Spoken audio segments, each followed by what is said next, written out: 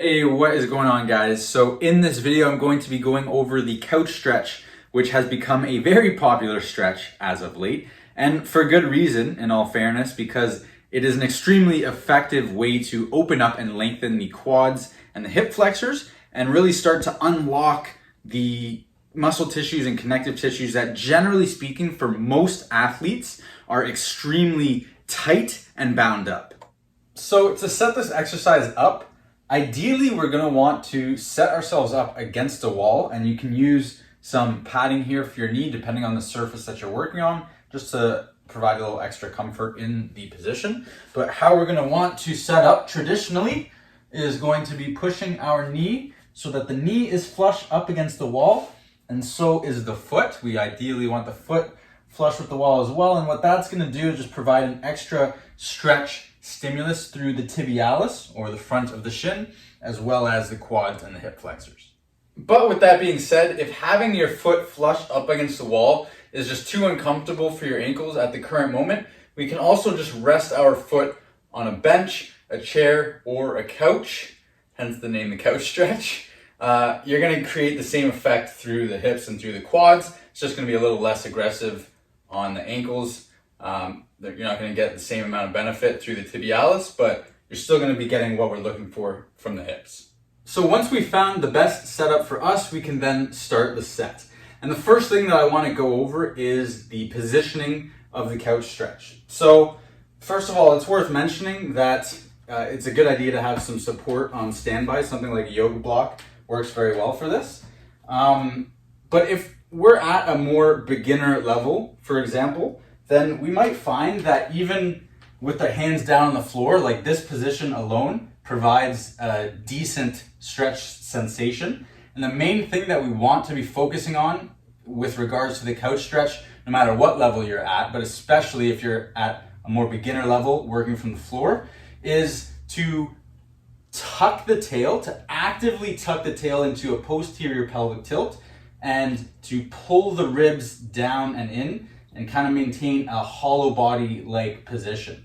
And what this is going to do is maximize the lengthening of the hip flexors and the quads. So the rectus femoris, the psoas, and the quad muscles are all going to find their most lengthened position in a relative hip extension. And the more we can tuck our tail, so you see that action there, the more we're going to be lengthening the muscles.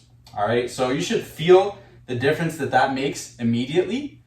And if you're at a more beginner level, we can just start here simply and spend some time in a comfortable position, just letting the stretch sensation build and accumulate. And as we progress our way through the set, we can gradually work our way into a more upright position, obviously progressing the range of motion in the hips and the quads. But we don't want to be compromising on that posterior pelvic tilt and keeping the ribs tucked in. Because one of the most common mistakes I see with the couch stretch is people overextending their spine and just reaching their head back to the wall, or even reaching their back and shoulders to the wall and dumping the pelvis forwards and having the ribs flare out. Because that's not going to be as strict of a stimulus on the hip flexors specifically, which is what we're looking for. So again, if you have some support for your hands, it's going to be very helpful for you, especially as you work into a more upright position. And we can take this all the way to the wall, but again, while maintaining a nice tucked tail attribute and keeping the ribs pulled down and trying to maintain as vertical of a posture as possible. So the last thing that I want to go over is the contraction techniques from within the stretch. So the most commonly prescribed contraction, and probably the most effective for getting deeper into the position, is going to be an antagonist contraction, which is where we're contracting the muscles that are being lengthened. So the quads and the hip flexors, you should really feel this in the front of your hip. How we're going to want to think about engaging this contraction is by actively tucking the tail further and pushing our foot into the wall as if to try and straighten our leg and come out of the position. And you should feel this immediately create a nice contraction and stretch sensation, a very intense sensation through the quads and through the hip flexors. We want to make sure that we're taking a big breath in and bracing before we do that contraction. And then a big breath out.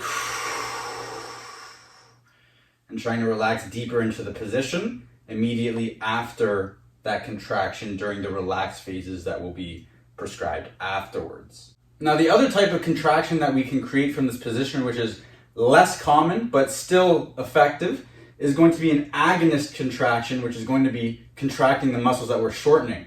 So you're going to want to think about flexing the hamstrings as if to try and bring your foot into your bum. And the same technique is going to apply. So we take a breath in before, contract, big breath out, and try to explore deeper range. And again, all while maintaining this posterior pelvic tilt, keeping the tail tucked, keeping the ribs tucked as well and nice and pulled down.